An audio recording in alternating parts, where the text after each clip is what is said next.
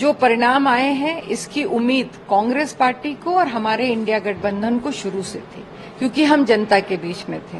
हमने देखा किस तरह से जनता बेरोजगारी से, नौजवान परेशान था, किस तरह से किसान आज जो उसको एमएसपी नहीं मिला, उसका अधिकार उसको नहीं मिल रहा था, उससे परेशान था, किस तरह महंगाई से महिलाएं परेशान थी।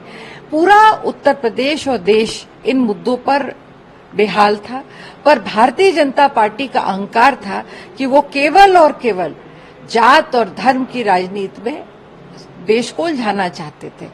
10 साल का झूठ भारतीय जनता पार्टी का आज एक्सपोज हो गया है। आज इंडिया गठबंधन का सच, राहुल गांधी और अखिलेश यादव जी और सभी साथियों का जो सच था वो आज जीत गया है।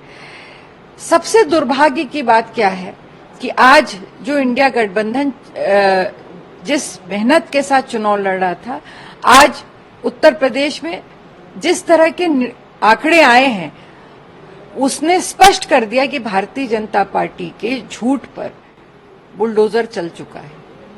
और दूसरी तरफ एनडीए गठबंधन, भारतीय जनता पार्टी तो 370 पार की बात कर रही थी, आज 240 के आंकड़े के नीचे है भारतीय जनता पार्टी। आज गठबंधन, एनडीए गठबंधन जो 400 पार की बात कर रहा था, आज बड़ी मुश्किल से खींचतान करके वो बहुमत के आंकड़े को पार कर रहे हैं।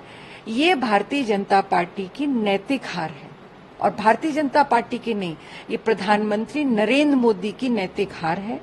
और आज मजबूर हो गया है एनडीए गठबंधन कि वो उसने भारतीय जनता पार्टी को घुटने टेकने पे मजबूर कर दिया है।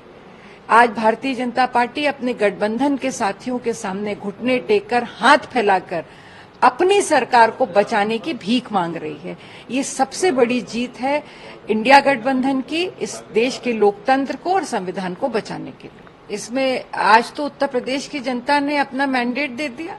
आज उनको 2 लड़कों की जोड़ी, जिसका बहुत परिहास उड़ाया गया, क्या क्या नहीं कहा गया, विपक्ष को मुजरा तक करने की श्रेणी में रख दिया गया। प्रधानमंत्री ने जिस तरह की असंयमित भाषा का प्रयोग किया, ये भारतीय सभ्यता के खिलाफ था, और इसी के खिलाफ इस देश की जनता ने, इस प्रदेश की जनता ने वोट दिया है। जिस तरह से प्रधानमंत्री और उनके साथ जो नेता खड़े थे, मन से जिस तरह से उन्होंने इंडिया गठबंधन के नेताओं का, और मैं उससे ज्यादा कहूंगी कि इस प्रदेश की जनता का जिस तरह से मखौल उड़ाया, जिस तरह से उनकी मुद्दों को किनारे रख करके उन्होंने फिर तुष्टीकरण की राजनीति में इस प्रदेश को ढकेलना चाहा, साफ लफ्जों में इस प्रदेश की जनता ने उसको नकार दिया है।